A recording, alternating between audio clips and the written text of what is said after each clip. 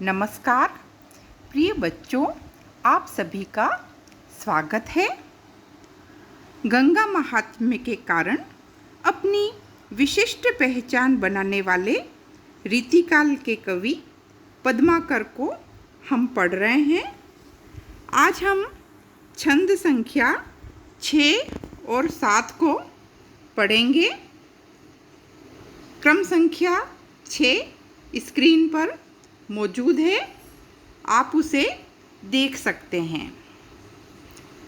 पद्माकर लिखते हैं कि वाको जस कित हुन जान्यो पर तच्छ पई, याको धाम धाम फैली फैली रयो जस है। वाको सुन्यो एक देव लोक में दरस होत, याको तो दिखात तिहूँ लोक में दरस है। कहे पद्माकर सुदान वह मांगे देत, ये तो बिन मांगे सबे देत सर बस है।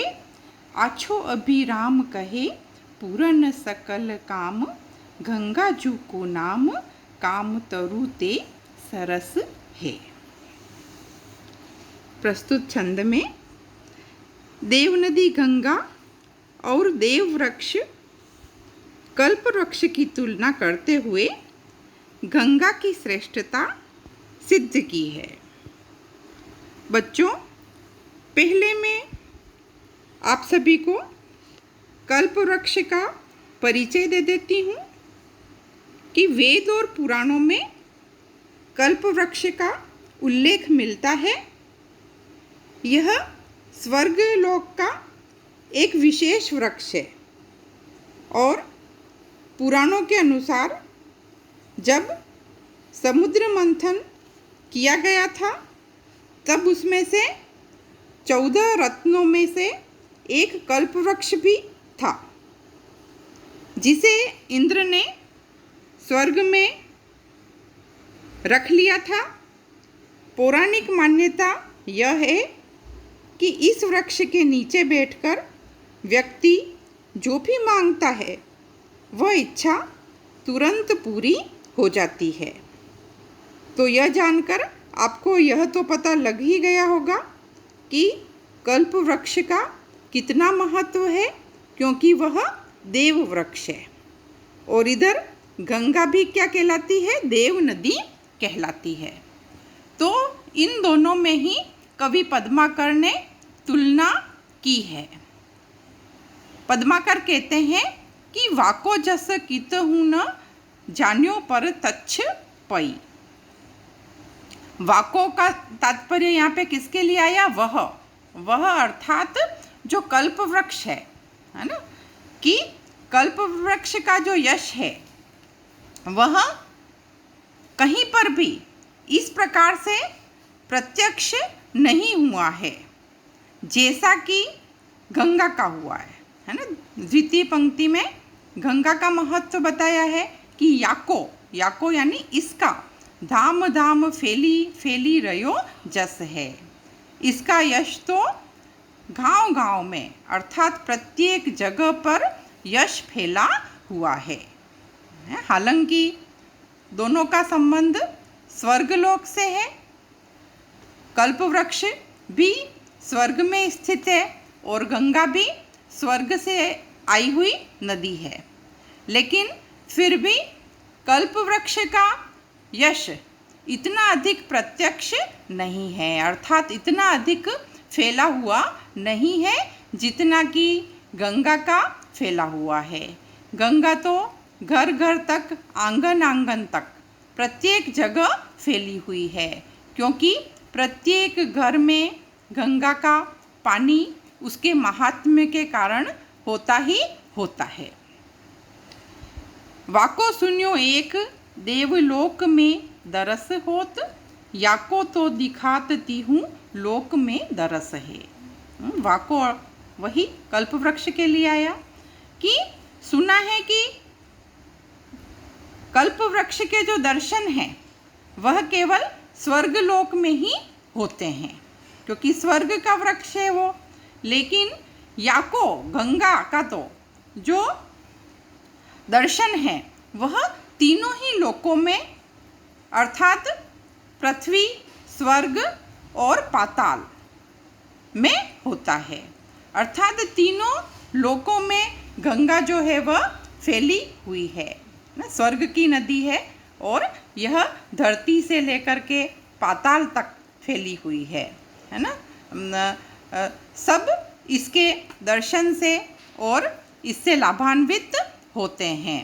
तो इस प्रकार से भी तुलना की जाए तो कल्पवृक्ष केवल स्वर्गलोक में है, जबकि गंगा जो है वह तीनों लोकों में विद्यमान है। कहे पद्माकर सुदान वह मांगे देत, ये तो बिन मांगे सबे देत सरबस है ना। कि पद्माकर जी कहते हैं कि ऐसा सुना है कि कल्पवृक्ष जो है वह मांगने पर सभी कुछ देता है। अभी पूर्व में मैंने बताया था कि किस प्रकार से कल्पवृक्ष के नीचे बैठ करके जो इच्छा की जाती है वह पूरी हो जाती है। तो उसका अपना महत्व है, लेकिन वह मांगने पर देता है। लेकिन गंगा जो है वह ये तो बिन मांगे सबे देत सरबस है। सरबस यानी सभी कुछ। गंगा तो बिना मांगे ही सभी कुछ दे देती है। तो इसलिए गंगा श्रेष्ठ है, क्योंकि वह बिना मांगे सभी कुछ दे देती है, भक्त की प्रार्थना को सुन लेती है, उन्हें मोक्ष प्रदान करती है, उन्हें मुक्ति देती है। आछो अभिराम कहे पूरन सकल काम, गंगा जू को नाम काम तरु ते सरस है ना। गंगा का जो नाम है वह कामदेव से भी ज़्यादा सरस है ना, उससे भी ज़्यादा मीठा है ना, उससे भी ज़्यादा उसका यश फैला हुआ है। क्योंकि गंगा जो है ना, जो गंगा का जो सुंदर नाम है, अभिराम यानी सुंदर, जो उसका अच्छा सुंदर जो नाम है वह पूर्ण सकल काम, वह सारे कामों को पूर्ण करने वाला है, सभी मनोकामनाओं को पूर्ण करने वाला है। इसलिए गंगा जो है वह देव वृक्ष कल्प वृक्ष से भी ज़्यादा श्रेष्ठ है।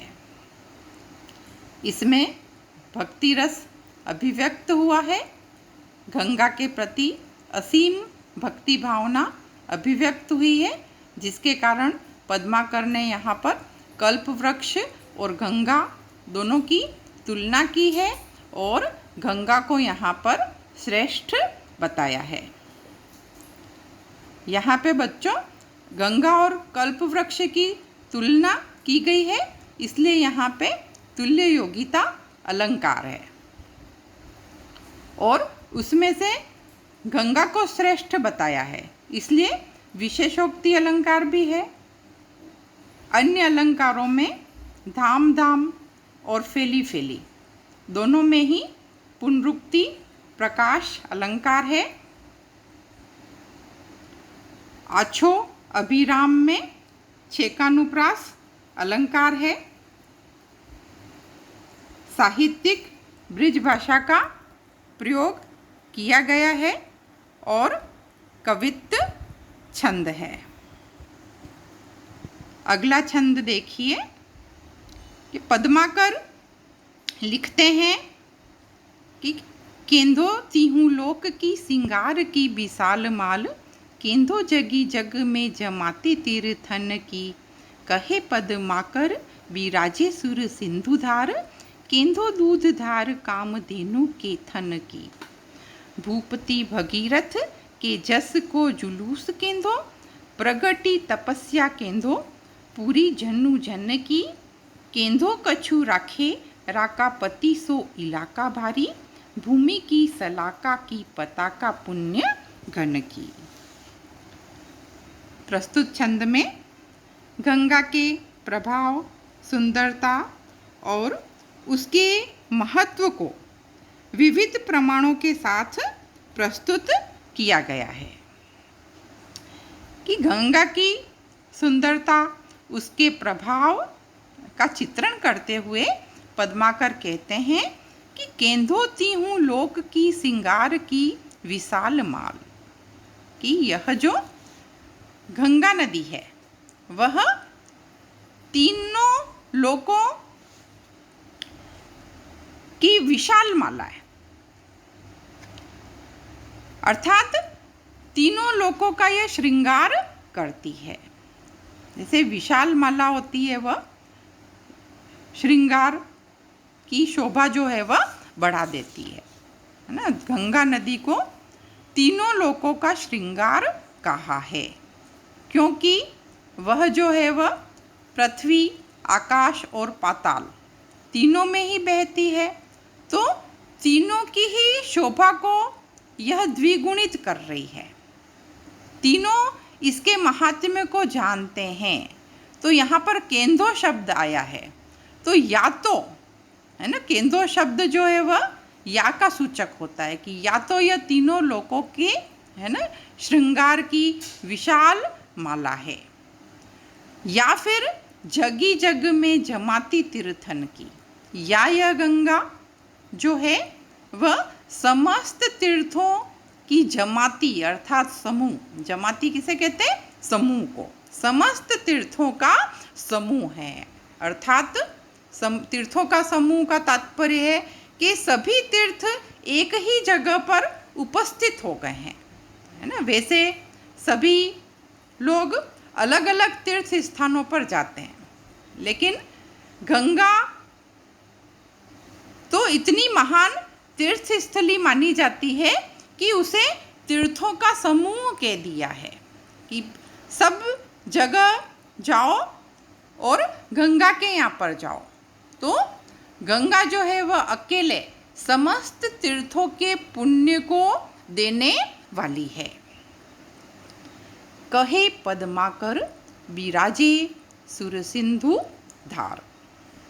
और पद्माकर जी कह रहे हैं कि सुरसिंधु है ना, सुरसिंधु का तात्पर्य है क्षीर सागर, जो कि स्वर्गलोक में स्थित है। तो यह गंगा नदी जो है वह उसकी धारा से, क्षीर सागर की धारा से सुशोभित है, उसके समान यह सुशोभित है। केंदो दूध धार कामधेनु के थन की, या कि यह गंगा नदी जो है वह कामधेनु के थन की दूध की धारा है। कामधेनु को तो आप जानते ही होंगे, जैसे कल्प वृक्ष है वो देव वृक्ष कहलाता है, वैसे ही कामधेनु है वह भी स्वर्ग की गाय कहलाती है, जो कि सभी मनोकामनाओं को पूरी करती है ना। उसके दूध को अमृत माना जाता है। तो गंगा को यहाँ पर कामधेनु का अमृतमय दूध कहा है, अर्थात समस्त मनोकामनाओं को पूर्ण करने वाला कहा है। भूपति भागीरथ के जस को जुलूस केंदो, केंदो अर्थात या यह गंगा नदी राजा भगीरथ के यश का जुलूस है, अर्थात यश को बढ़ाने वाली है ना, क्योंकि राजा भगीरथ ही गंगा को पृथ्वी पर लेकर के आए थे और तब से वह इतिहास में प्रसिद्ध हो गए और गंगा का नाम भी भागीरथी पड़ गया। तो एक प्रकार से उनके यश को भी बढ़ाने वाली है कि उन्होंने कितनी महान तपस्या की थी कि जिसके कारण गंगा जो है वह स्वर्ग से पृथ्वी पर आई। तो उनका यह जो यश है उनको यह गंगा बढ़ाने वाली है। प्रगति तपस्या केंदो पूरी जन्नु जन की, केंदो आया है फिर कि या यह जन्नु जन की। जन्नु जन किसे कहा है? पहले आ चुका है पूर्व के छंद में कि जन्नु ऋषि के लिए कहा गया है कि या यह गंगा जो है वह जन्नु ऋषि की तपस्या को प्रकट करने वाली है, उनकी तपस्या के यश को फैलाने वाली है। गंगा आई तो पृथ्वी पर, लेकिन गंगा के माध्यम से न जाने कईयों का यश जो है वह बढ़ा है ना। जन्नु ऋषि जिनके कारण गंगा का नाम जाह्नवी पड़ा, तो उनकी तपस्या भी संसार में प्रसिद्ध हो पाई, कि उनकी तपस्या कितनी महान थी कि पूरी गंगा को वो पी गए थे तपस्या के बल पर। तो उनकी तपस्या को यह बताने वाली है। केंदो कछु राखे, राकापति सो इलाका भारी। राकापति का अर्थ है चंद्रमा, कि या यह चंद्रमा से भी अधिक शीतलता को बढ़ाने वाली है। से चंद्रमा होता है वो अपनी चांदनी से चारों तरफ शीतलता फैला देता है और प्रकाश फैला देता है।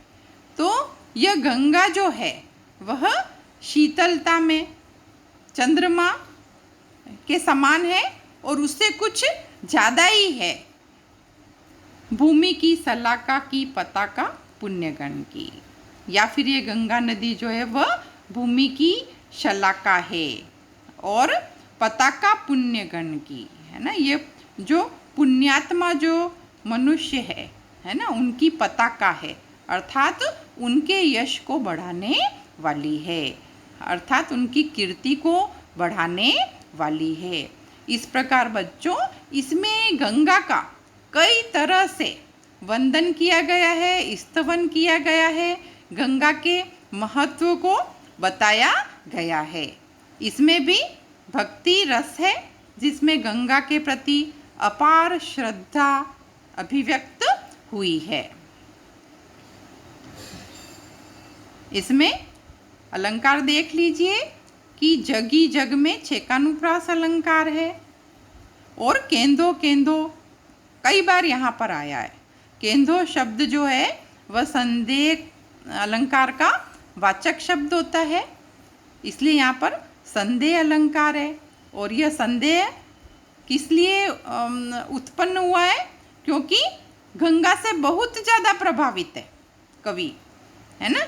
केवल एक बात कह करके ही वह संतुष्ट नहीं है, इसलिए वह कह रहा है कि या तो वह है या यह वह है, अर्थात वह एक बात से संतुष्ट नहीं है। उसके मन में इतनी सारी कल्पनाएं हैं गंगा के प्रति, इतनी सारी भावनाएं हैं, इतनी सारी बातें हैं कि वह उसे विभिन्न रूपों में अभिव्यक्त कर रहा है।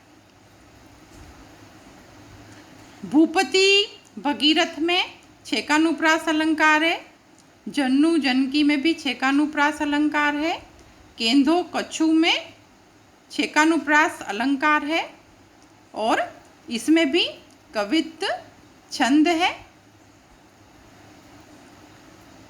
और साहित्यिक ब्रिज भाषा का प्रयोग इसमें किया गया है। धन्यवाद।